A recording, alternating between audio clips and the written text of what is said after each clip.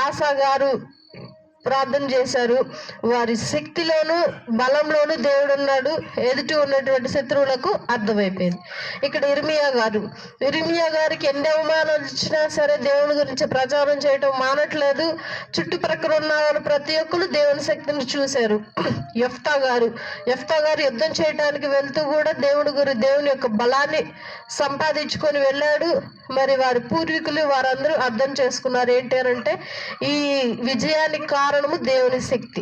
మరి దావీదు గారు ఉన్నారు, అంత చిన్న బాలుడు ఫిలిస్తీయుడు అన్నటువంటి గొలియాతుని చంపాడు. బలవంతుడు, వాళ్ళలోనే గొప్పవాడు, అంతటి గొప్పవాడిని చంపగలిగాడు ఈ చిన్న బాలుడు అంటే దేవుని యొక్క శక్తి మూలంగా అని చెప్పి ప్రతి ఒక్కరు చుట్టుపక్కల ఉన్న వారందరూ గమనించారు, అర్థం చేసుకున్నారు, గ్రహించారు.